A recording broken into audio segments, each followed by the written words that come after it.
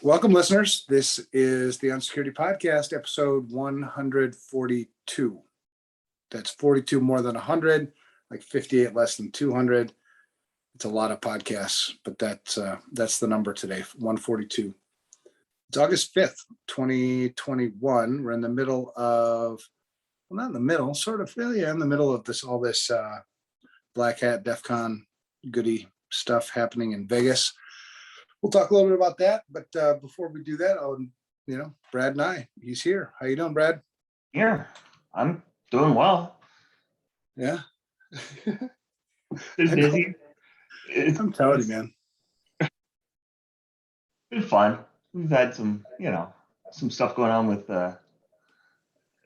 just work is being, it's crazy. It's good. It's very busy. So that's what you want. Yeah. There's a good busy and then not so good busy. You know what I mean? I'd say good busy. Yeah. Well, one of the things we talked about earlier this week, and we won't get into it here on the podcast, is using resources, I think, to most appropriately. You know what I mean? Yeah. We all struggle with that in management when you've got really high-end resources and they're using them maybe on tasks that they're not best built for. So you're kind of over-engineering that. And then you also go the other way. Sometimes we've got, people that just aren't capable of doing some of the things that we ask them to do. And that's always a challenge, trying to figure that stuff out and wade through those waters. But, that happens all the time. Yeah. Well, I will say that, one of the nice things with my role is, when they said that, hey, we're going to take away your HR responsibilities, but you get to keep all the security responsibilities and manage the programs. Oh, yeah, okay. Right. Yeah, well, it's always a double-edged sword too, because you never know how people are communicating that, where they're coming from. Because like we did that with Kevin, I mean, Kevin's an avid listener, so he's going to hear this and probably give me crap about it. But we took that away from Kevin, not because we thought it was, not for the same reason it happened with you. For him, it's because he sucks at managing people, I think. You know what I mean? Hi, Kevin. Love you. Yeah, right.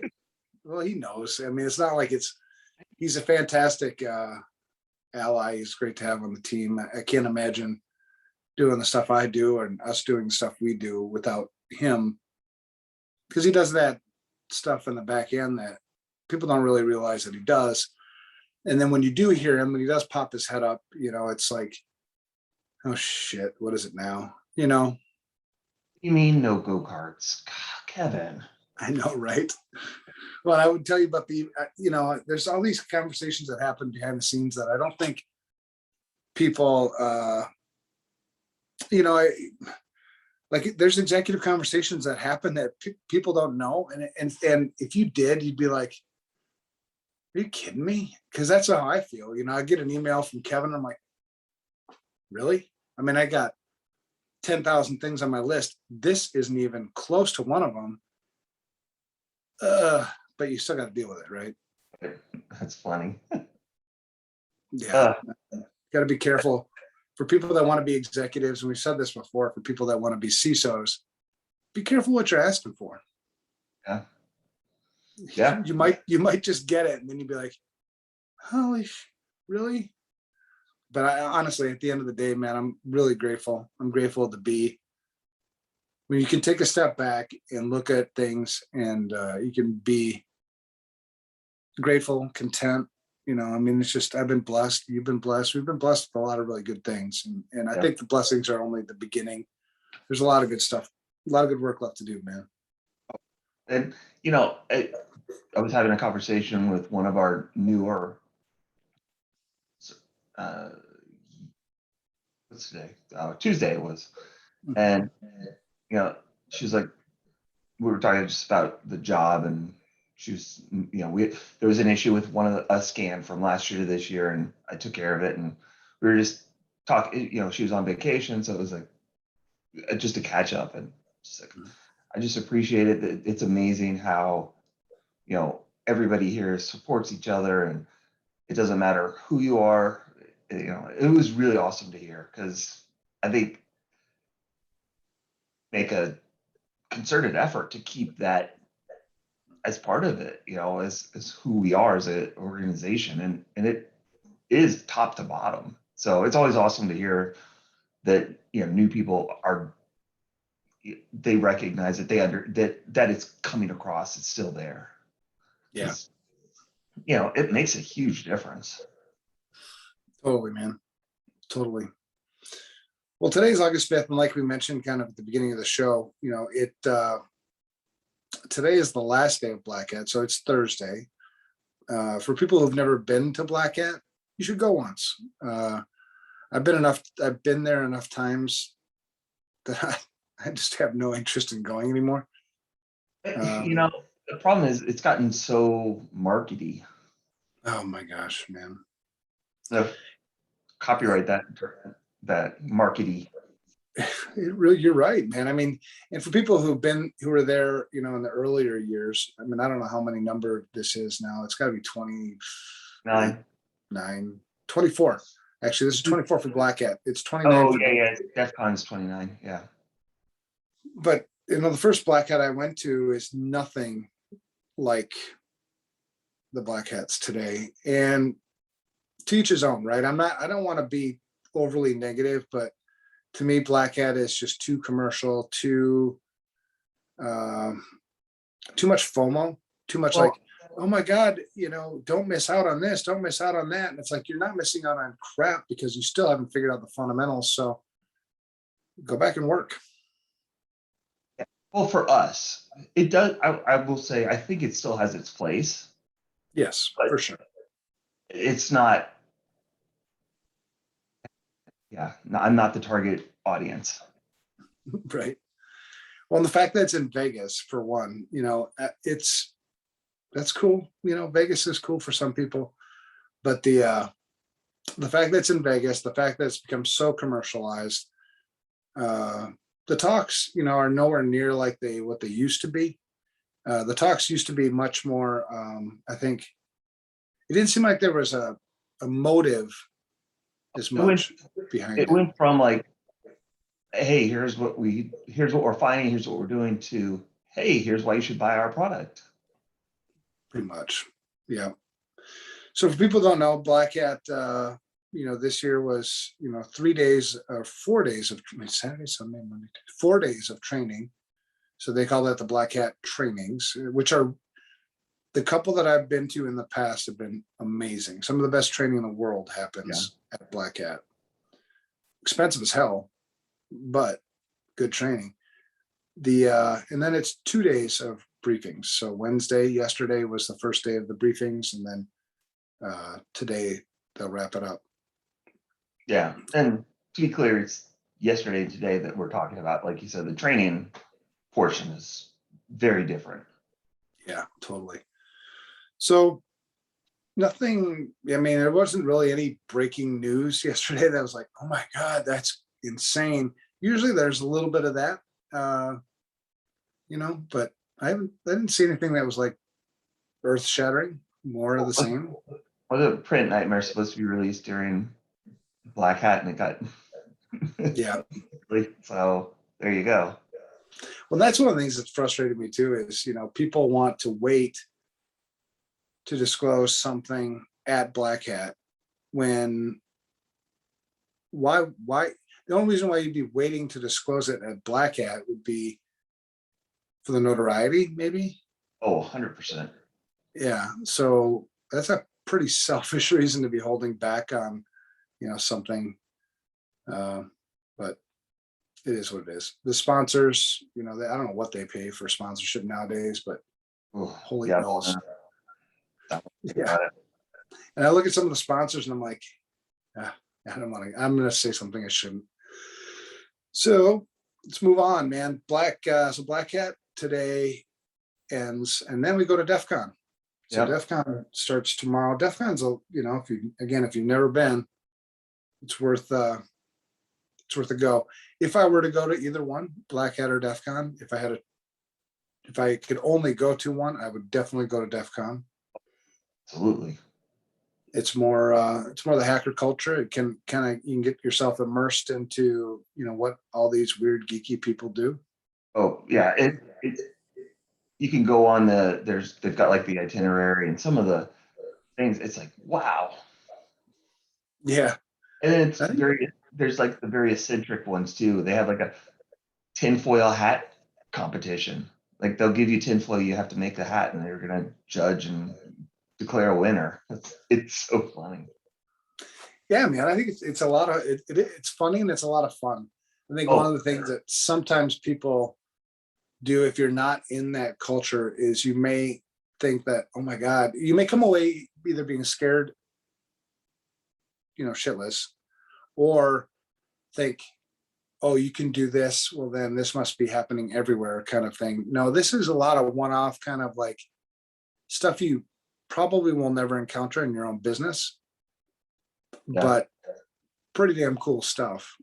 Well, I was talking with a couple of my VCSO clients and telling them like, hey, by the way, I'm gonna be kind of banned for out of pocket for this capture the flag, and they're like, for us doing incident response, for the pen testers doing the red teaming stuff, it's valuable experience. Yeah. For the people I'm working with, they're like, that would be cool.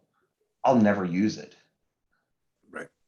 It's interesting to, yeah, that's fun to do, but it's a fairly narrow skill set, or for that will use it in any sort of regular way.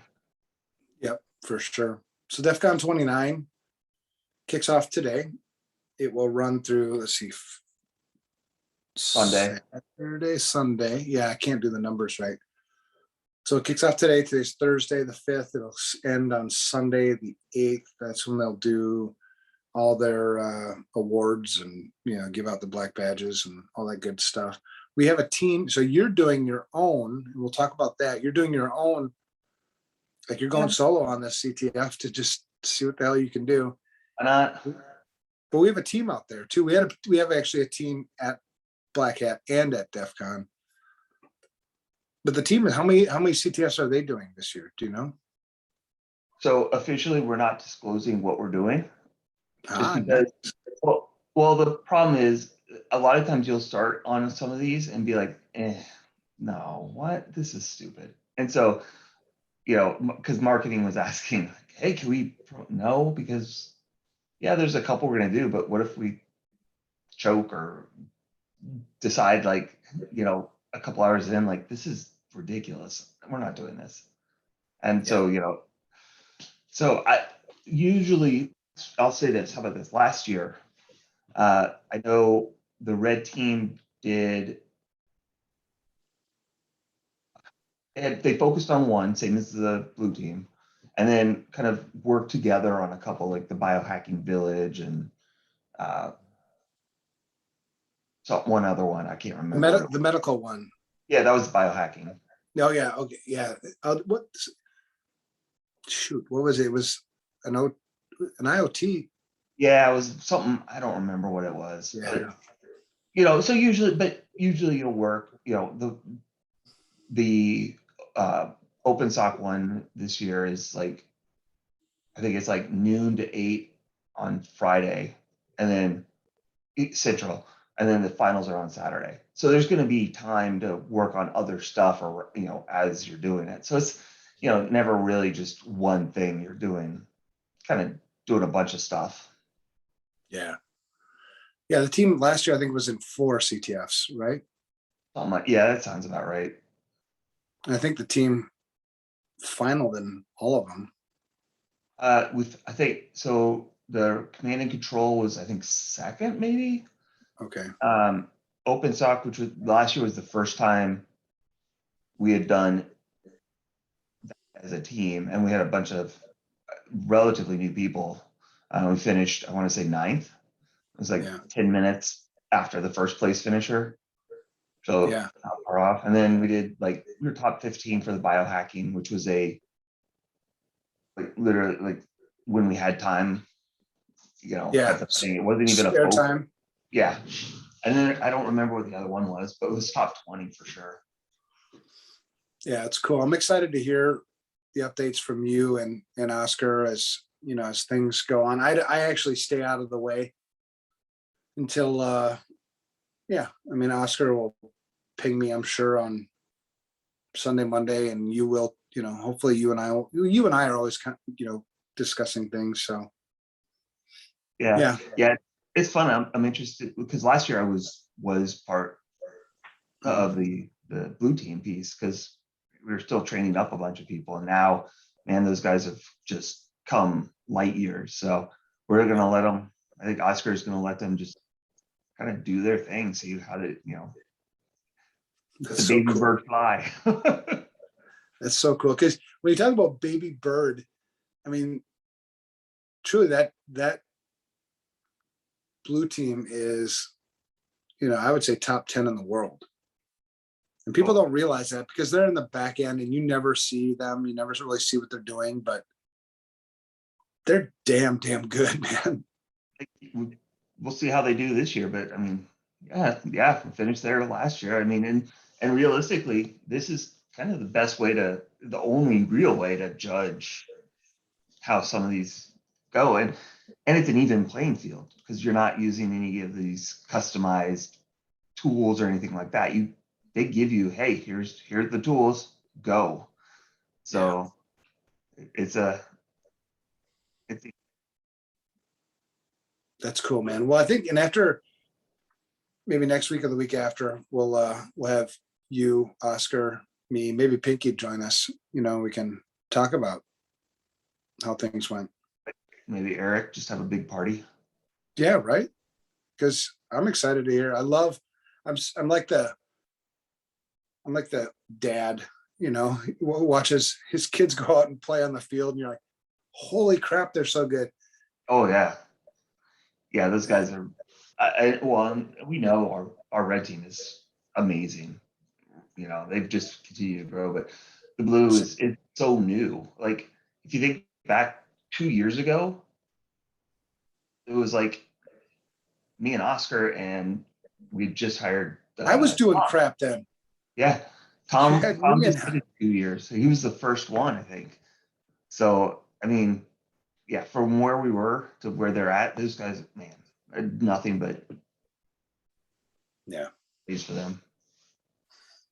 Yeah, that's cool, man. So, all right. So that's kind of where we're at there. I think next week we'll have an update on, how things went down, at DefCon, Yeah. more so than BlackHat. I mean, if you want to know what's going on at BlackHat, just check the news because BlackHat's the place where all the marketers are going to be spewing all the stuff, that came from BlackHat. So it won't be hard to find really good information on BlackHat. I think it's important, at DefCon to see some of the inside stuff that happens. Our team is there not as tourists. I mean, our teams are active participants that actually work their ass off. I mean, some of them like hardly even sleep for the entire 3-4 days. Last year, it was the same thing. It started at like noon on Friday. I think I went to sleep at 3 a.m. and was back up at 8 and went till I don't. Yeah, it's crazy. Well into the night. Yeah, And it's then awesome. did Sunday as well. I think we'd have to go back and look, but it was like 40 hours over that 3-day window. Yeah, that's cool. All right, well, let's stay tuned for some updates there. Other things going on around here. I'm doing a lot of work with states and local governments trying to crack that nut. That's easier said than done. And I know you've been working. You're all over the place. Yeah, I mean, my big focus is what we'll call program management. So we've got so much good information, but it's all decentralized. So, people don't maybe we're just working to make it standard, right? Just one voice. Everybody knows, oh, okay, I have a question about incident response. Here's where I go to find it from a sales and marketing side or what are the expectations for our case managers or the, project manager? What are they expected to do, and where do I go to find that information? So it's fun. It's a lot of work, but What? Yeah, and you're all over the place. It's like herding cats. yeah, it's basically, I mean, every single group, outside of like some of the back end stuff. So Yeah, HR and finance are about the only ones that I'm not working. that's cool, man. Well, I appreciate all the good work. It's a big deal. Otherwise, you get chaos. It's fun. It's good to do too. It's a good sanity check for us as an organization, because Mhm. you do find, like, I did IR last quarter, and we found some, like, we're like, oh wait, we've updated that. We need to fix that in the statement of work to make sure that it reflects the current status. Because I mean, let's be honest, we're as fast as we're moving, it's very easy to miss. And it was like, oh yeah, no, we should change that language because it's not how we refer to it anymore. Yeah. Yeah. Accurate. Very cool. Well, I have three news pieces today. Nothing.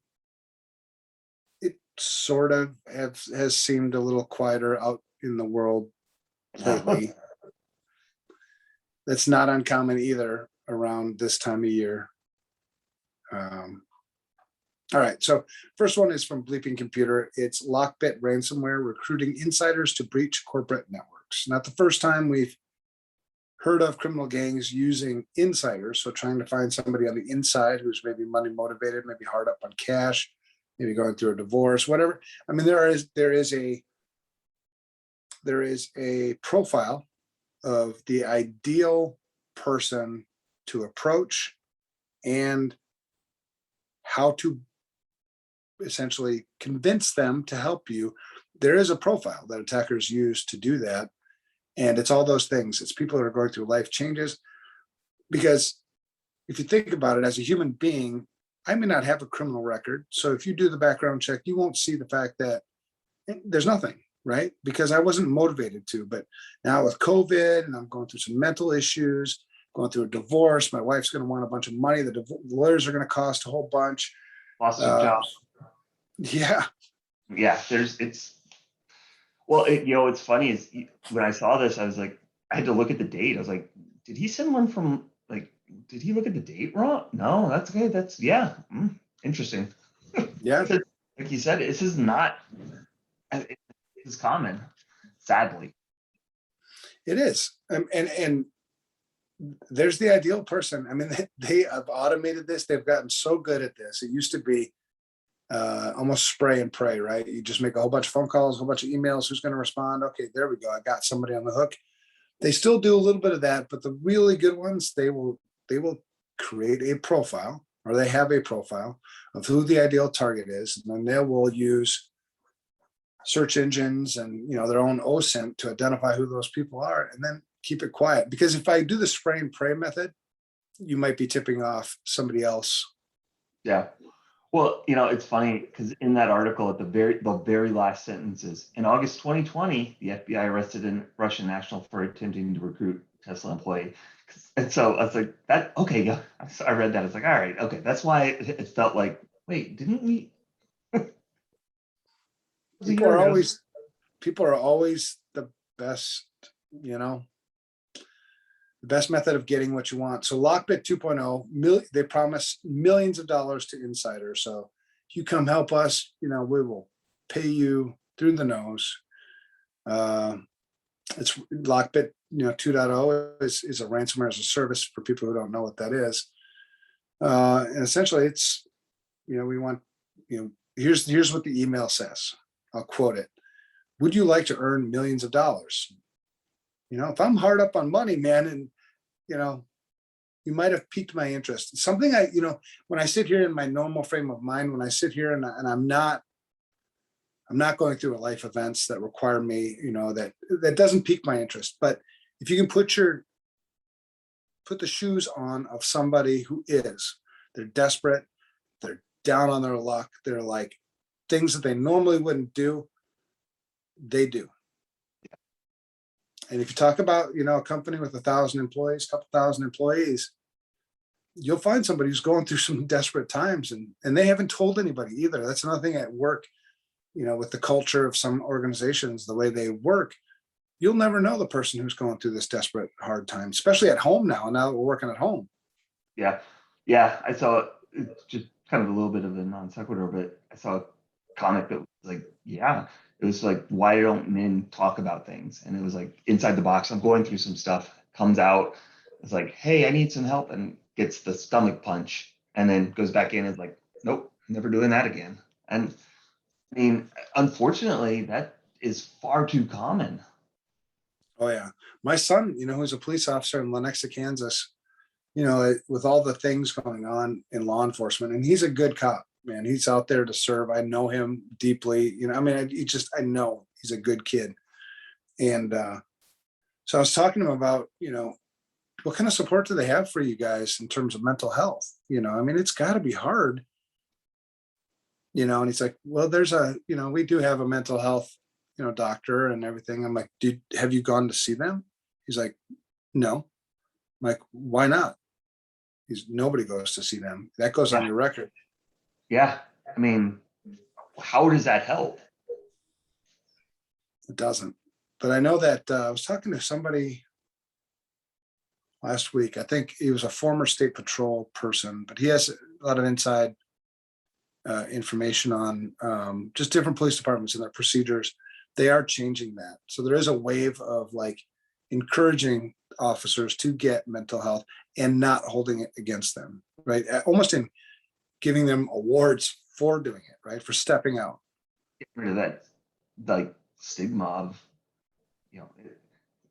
getting help does not mean you're weak. Doesn't mean there's something wrong. Everybody needs it at some point. 100%, man. I mean, show me the person who can get through this life without any help from somebody else. That doesn't exist. All right. So anyway, would you like to earn millions of dollars? Our company acquire, good English. Our company acquire access to networks of various companies, as well as insider information that can help you steal the most valuable data of any company. You can provide us accounting data for the access to any company. For example, login and password to RDP, VPN, corporate email, etc. Open our letter at your email, launch the provided virus on any computer in your company. Companies pay us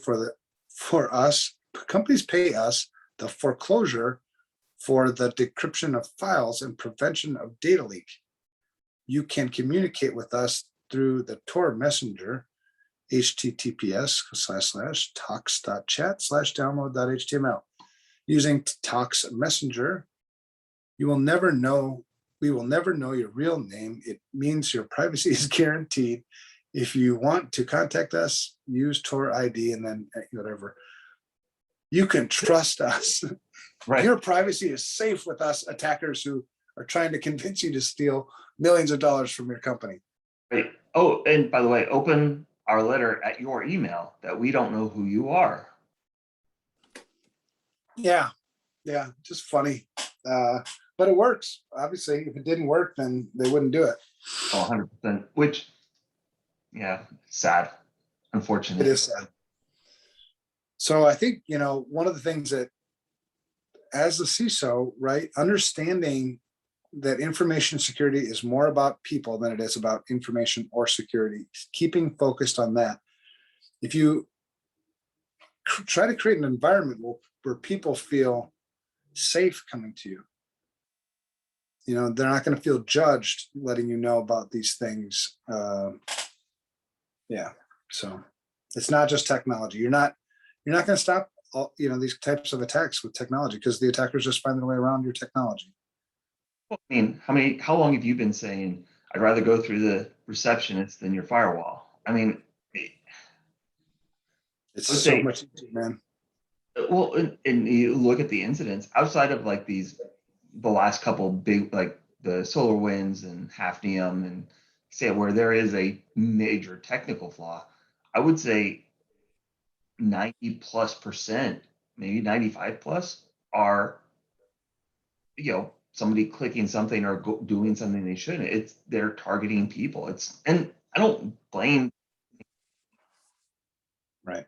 If they're not trained, if they don't understand it, okay.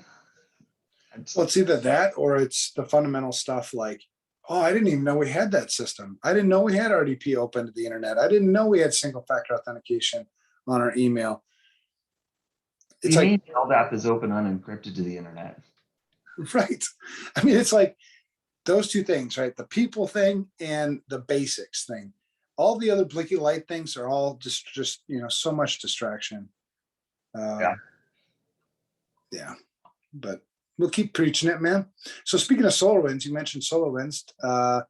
They made a motion to dismiss yesterday, I believe. This is from the Register. So the title of the article is SolarWinds urges U.S. judge to toss out crap InfoSec Subal. We got pwned by actual Russia. Give us a break. Company says it didn't skimp on security before everything went wrong. You're gonna have two sides of this, aren't you? Oh. Yeah, I don't, man. Well, here's the thing. A flaw, regardless of whether you should have seen it or not, a flaw, and there are accidents too. And this is going to be interesting to see how all this gets argued out. But if your stuff purposefully or on accident causes me harm, at what point do I hold you accountable for the harm that you caused me? Yeah, it'll be interesting to see how this plays out, because I mean, I can see both sides. I don't know. I'm not sure where to fault. It's like, how do you fault them for a nation state attack? We know that you can't stop those. They're going to happen. We know that. But yeah, at the same time, like, how do you recover as a client if you've been impacted? And so this is, I honestly don't know to think of this. It sucks. Just all Well, I around. think it's important to stay, keep one of the things that it seems like people do is they have a short memory span. So the SolarWinds thing happened, and oh yeah, I remember something about that, years down the road. What I encourage people to do is things like this, things that are impactful like SolarWinds, continue to watch the story unfold. It's not the end yet. There's a lot more to this. Because there's also a case to be made that yes, this was a nation state attack, but SolarWinds, this was like your golden gold bucket of gold. This is your thing, and they could have had it been done. They could have prevented it. Not now. I mean, not then, but now. You know what I mean? Yeah.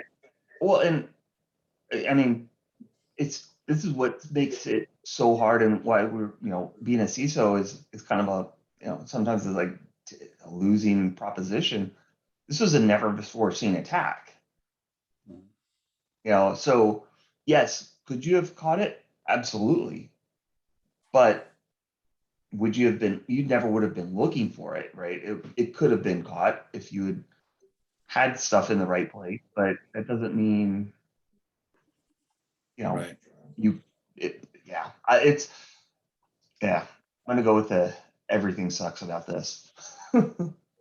Well, so this is the shareholders, aggrieved shareholders. So this is not unlike the target breach, special litigation committee stuff that I was on. I'll read more about it. But yes, it'll be interesting because here's the thing that happens over and over and over again. So, as a matter of damages done or accountability, SolarWinds, their share price crashed, from $24.83 to $14.95 shortly after the attack. Now it's rebounded back to over $22, $23 a share. So materially, SolarWinds, or the value of the company or whatever didn't really change. Well, and what's interesting is, have we seen anything or heard anything towards Microsoft? Because they've had a string of really, like Hafnium, you have Print Nightmare, you have Petapodum, the NTLM relay attack. I mean, those are as bad or worse. And that's the crappy thing about all this is, this big, powerful tech companies, nobody can really hold them accountable. So they're like, yeah, whatever, you don't like it, stop using Windows. Well, I can't. Everybody uses freaking Windows. Right. And we already know people are struggling with that. Can you imagine there are some very user-friendly versions. Ubuntu is probably the most well-known, but I mean, well, yeah, you personally can go to something else, but if you're that's what. But as an organization, oh my gosh, that gives me like cold sweats thinking about it from an IT perspective, trying to deal with that. Right. And so even if you went to Ubuntu Linux or some other form, some secure operating system, you still have to interact at some point with Windows, because anybody that you're talking to, there's going to be a document you need to open up, something. Companies that work all on Apple devices still have to do it. And we've seen those. Right. Doesn't matter. You still have to interface at some point. Yeah. So, I'm torn, man, because I'm of the belief that, well, just take my neighbor, right? If my neighbor created something, I bought it, and it hurt me or hurt my family, there needs to be some reckoning, right? Rather than having my neighbor continue to sell that same thing to my other neighbors, and it just caused me a bunch of harm, should I step in and say, hey, you just sold me this thing and it just like burned my house down? Did you make any changes, or are you still saying that selling the same exact thing? Yeah. And maybe you should pay for my house. You know what I mean? And that's where it gets so tricky, because is there intent, right? Or was it we all know people make accidents. There's bugs. There's a reason it's there. Right. I'm excited to see what the end of this is, because we have swung, for the longest time, we have swung way too far to enable people to do reckless things and not hold them accountable for it. And we're all suffering. So the pendulum needs to swing back to, you know what? We are going to hold you accountable. If you don't do these things, these 5, 10 basic, whatever you need to start, if you're not going to do these things, you are going to be held accountable, and up into including, jail time or something, because people shouldn't have to suffer anymore for things that we should be able to fix as an industry. Yeah. It's going to be tough, because nobody's going to do anything unless you can prove negligence. And that's what is that. And they're going to argue, well, how do you, Well, even the negligence piece, right? Negligence is such a, it's the preponderance of evidence, right? It's the, which way does the scale lean? And is it reckless to not have an asset inventory? Yeah. I think it is. I would say so, but that doesn't mean, right? Yeah. It's tough. It is.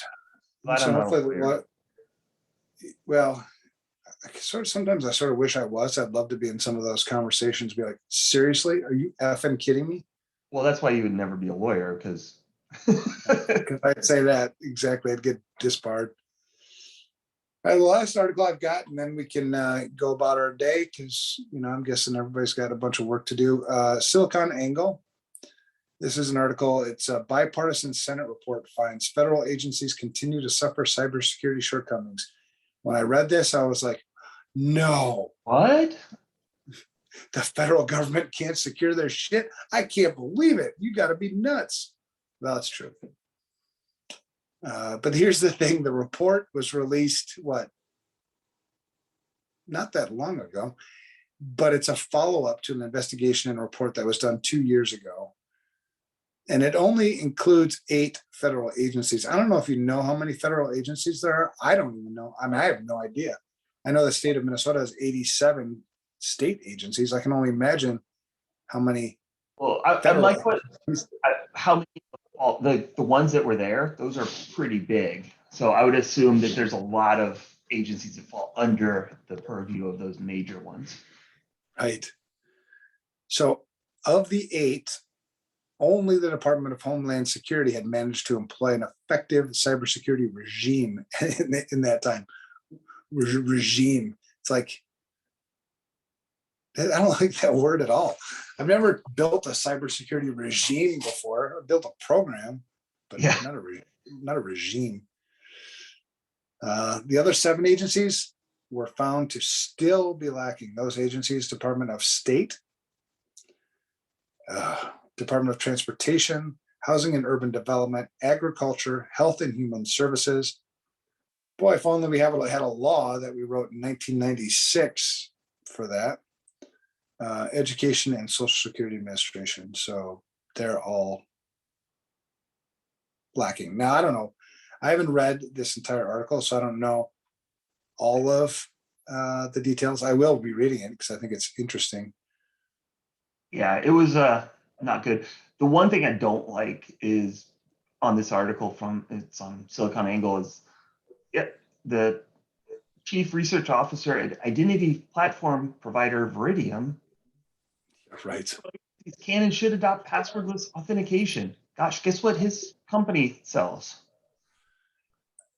That stuff it pisses me off so much because it's like, that's passwordless authentication is like, that's a little bit down the road, brother. I mean, what about roles and responsibilities? What about asset management? What about what the hell do we, Well, if you look at one of them, oh shoot, I just closed it accidentally. Pull it back up. Closed the wrong window. One of them, or was it? Department of Transportation found 14,935 IT assets belonging to the department, of which there was no record. How the hell are you going to do passwordless if you have 15,000 devices you didn't know about? I know. Well, and that's right. You remember Biden's executive order, right? Talking, touting zero trust, zero trust, zero trust. Okay. You better understand what these 14,935 IT assets are. You better put a system in place or a program in place to make sure that that doesn't happen anymore, or it happens a lot less often. That's a lot of IT assets. They're like, which one do I want to attack? Yeah. Because if there's no record of that, that probably means it's not, some of those are not in your patch cycles. So some of those are not. If you don't know about them, you have any sort of patch management, you would have known about them. So I'm guessing those are, do they have endpoint protection? I would say no. If they don't know about them, they're not getting patched. Yeah.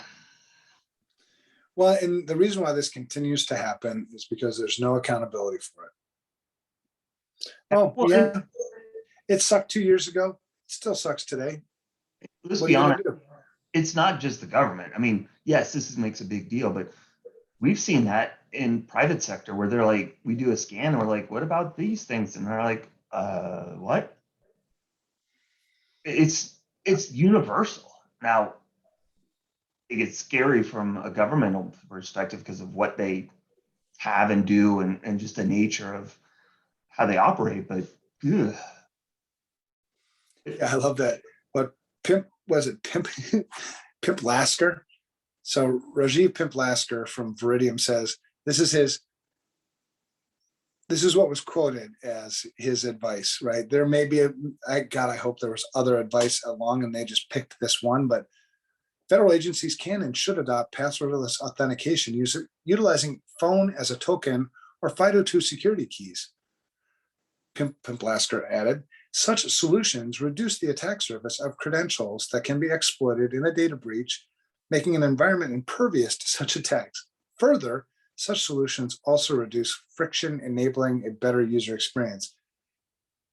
Okay, yes, that's like step 48. Yeah. We still have to figure out, steps 1 through 47, which are going to take probably 5 years, 10 years to get to. Right. I mean, is that a bad thing to multi-factor, doing those things? Is that a bad thing? Absolutely not. But do it when it's appropriate. Yeah. How are you going to implement, passwordless authentication across the board when you don't know what you have? No, I hear you, brother. I hear you. I'm 100% behind it. I'm not. Yeah, I'm just. This is the state of the union, right? This is what our industry looks like. It's so much pimping products, so much pimping solutions so that you can make more money. Easy button. Yeah, and everybody's in a scramble. The only ones who sleep, the only ones that I think have earned the right to sleep well at night and do, are those who understood, did the work, did the fundamentals, enjoy your good night's sleep. Those of you who are, just buying these easy buttons and throwing this stuff in, enjoy the sleep now because you're going to lose it later. Yeah. The chickens do come home to roost. Yep. All right. So that's that. I got nothing else. Brad, you got any shout outs? I'm going to give one to my wife, just putting up with me, but also she's gone through some rough stuff as well, professionally, but she's looking like she'll be a school nurse, which is she's so excited about, and she's going to be amazing. So those kids will be lucky and staff will be lucky to work with her. Yeah. Yeah. She's perfect for that, man. Oh, 100%. She's got that, calm, motherly demeanor. I mean, it's awesome. Nursing perspective, nothing phases her. No, that's cool. Well, along those same lines, I'm going to give a shout out to my wife too, because I asked you first. So then you're like, oh yeah, I should do that, because earlier this week, I forgot, when we work as hard as we work, we have to switch sometimes from work mode to personal mode, and then back to work mode and personal mode, right? So we do this all day. And there was a day, I think it was Tuesday, where I didn't switch. So I was still in work mode, and she was telling me about something. And I was like, so what do you want me to do about that? And I was like, oh, shit, I can't believe I just said that. Yeah. So shout out to her for putting up with that and giving me grace, because yeah, I mean, she could have kicked me right between the. Yeah. Right, as soon as you said that, I was like, oh. Yep, I deserved it too, but she Oh. didn't. She showed me grace and understood, and she sets the. And your wife is the same way, because I've seen it. They set the tone for how to love in a house.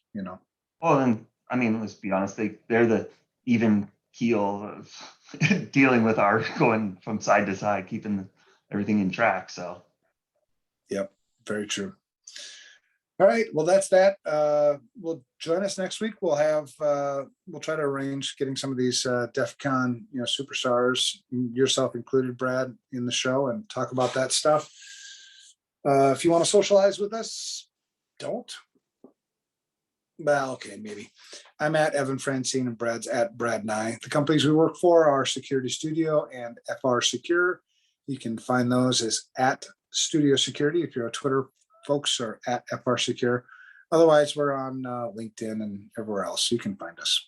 So have a good week.